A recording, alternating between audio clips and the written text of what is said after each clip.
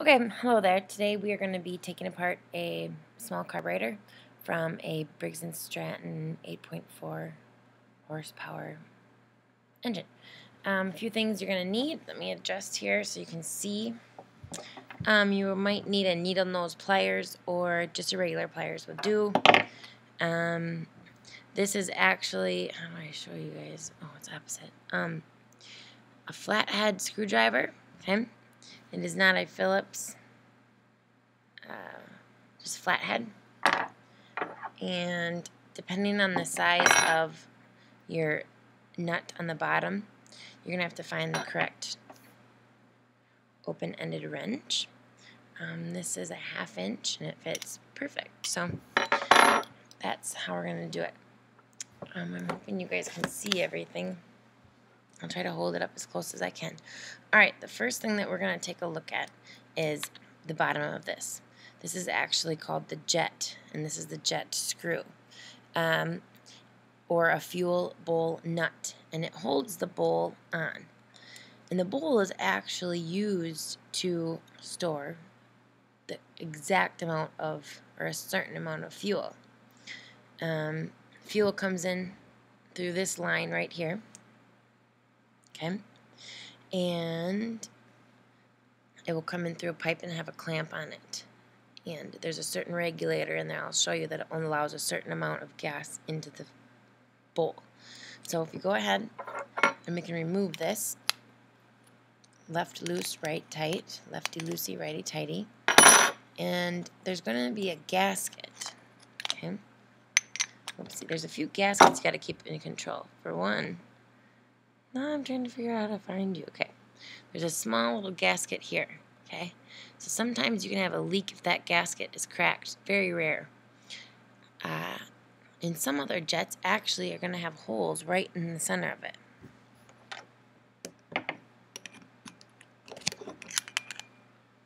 This is another carburetor that some of you will be taking apart. It looks like this, and it has the long nozzle on it with no choke plate on the inside.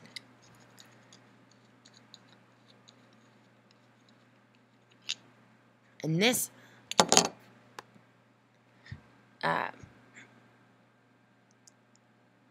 this actually has a small hole in it, okay, used for a jet. The actual jet begins on this bolt, or nut, excuse me. It's not just a nut to hold it on. It's actually an emulsion nut. It has a small hole for the fuel, okay.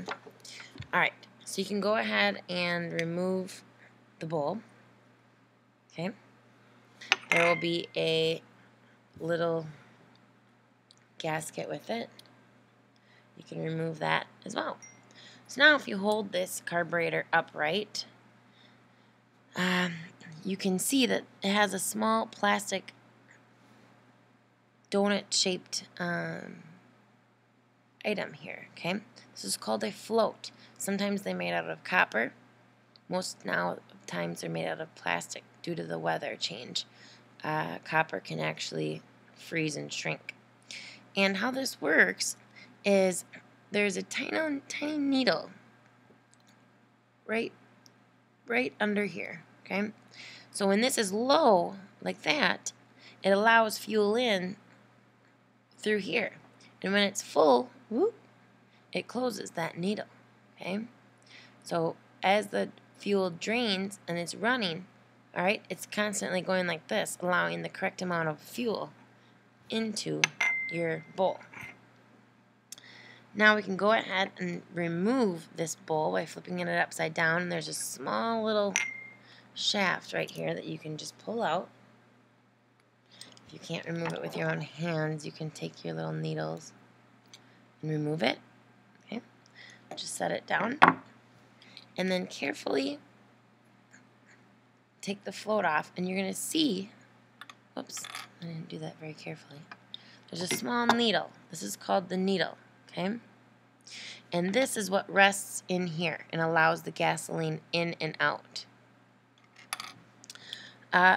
This is the emulsion tube. This is what allows the fuel up into the throat of the carburetor. And there is both a jet that brings up the fuel, and then a pressure release. All right. Another really cool thing about a bowl is they have little tiny air holes, air bleeds that go into it to allow the correct amount of pressure. And you can find them just by looking underneath. There's one here, and there's another one inside of this emulsion tube. Okay. Sometimes these need to be replaced. Okay, this is just a plug. The way that it was made in the factory, it just shuts off into the throttle area. And sometimes on a carb kit, you'll have to replace those plugs. Alright, so now,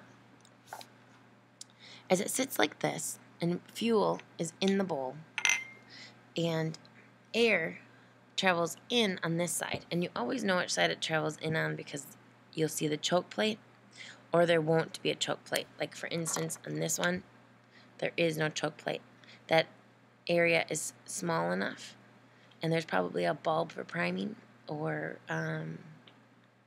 yeah, I'm sure there's a bulb for priming, but that area is small enough. It doesn't need a choke plate. The choke plate will always have extra either holes in it, or it'll be cut off.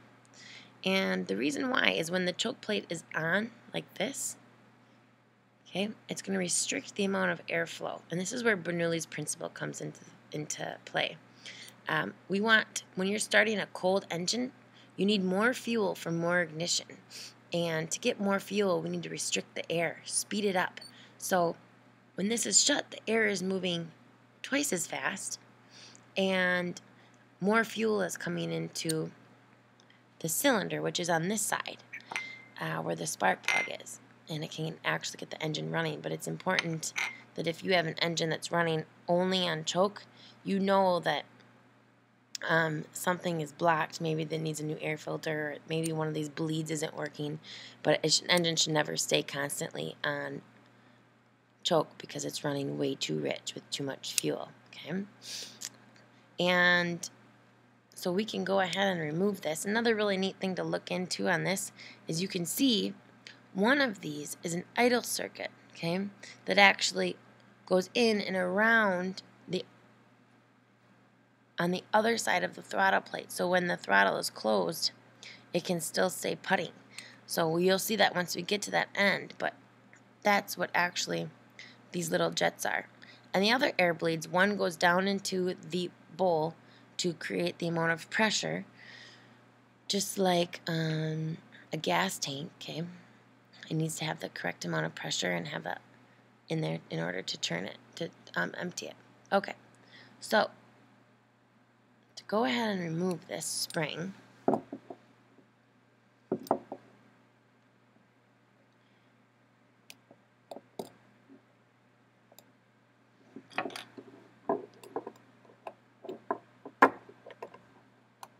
I'm going to remove it with my hands and use pliers to pull out the choke plate. If I can.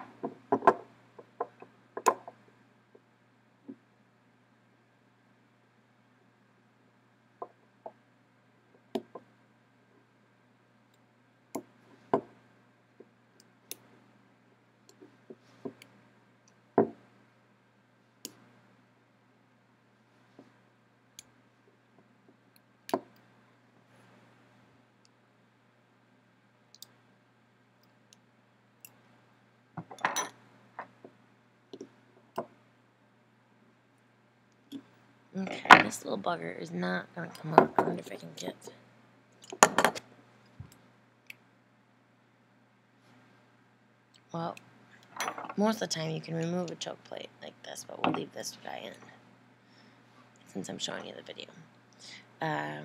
Alright, so we come into this side, okay? This is called a pilot jet right here, and the pilot jet's always on the side. The idle screw that it holds the throttle screw is on top, okay? And that just adjusts how, when the engine's in throttle, where we want that throttle plate to stop. But this pilot jet is pretty important. You should always go all the way in and then 2.5 out. But it's important to check this pilot jet, especially if something isn't running well on idle, because this regulates how it runs on idle. And this tip can't be too bent. It should be pretty pointy. If it's jammed in there, this end is going to get worn down, okay? And we don't want that. So it should go all the way in nice and carefully, and then 2.5 out. And in this is where a certain amount is allowed into the throat. Okay? This is the throat. Now, in here is the throttle plate. Okay? And you can go ahead and remove that.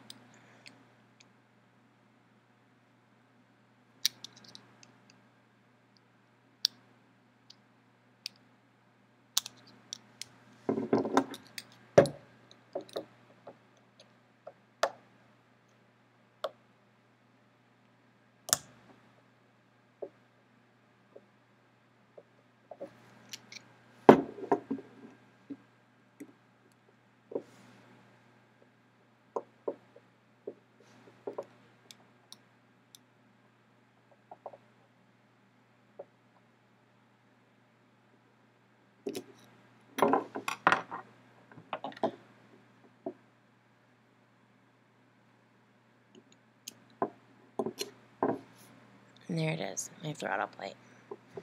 And this is the throttle shaft here. Okay? So when you need to clean a carburetor, you actually want to soak all the parts in the parts washer or use carb cleaner.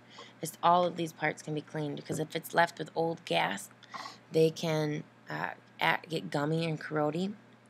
And you really need to make sure that these small air bleeds are open, because that amount allows in the correct amount of air into the cylinder while idling, okay? And also, as you can see in the very inside, there's a little brass cylinder, and that is where the fuel will come out. And it will come out according to Bernoulli's principle. When that air moves across the top, it forces, the pressure forces the fuel up the jet, emulsion tube, excuse me. So,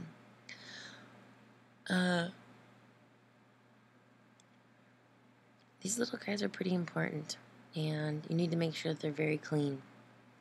If they're clean, they'll work right. You have to make sure the gaskets are put on right and not on backwards. That can stall an engine as well.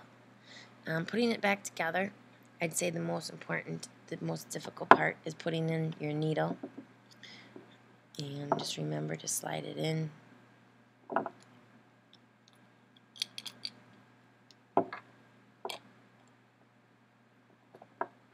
Okay. Put your gaskets back on. Correct way. Remember, carburetor is used to mix air and fuel, the exact amount. It should be about anywhere from 12 to 1 or 15 to 1.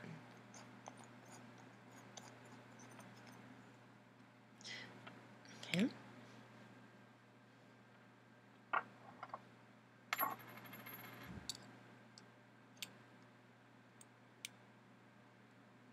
Getting this guy on is by far the trickiest.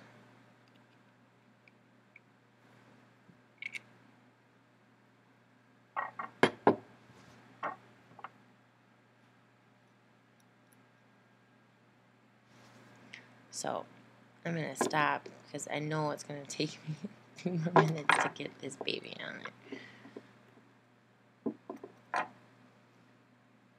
But that's the gist of it, you guys. Take it apart, look at all the different parts, learn your carburetor inside and out.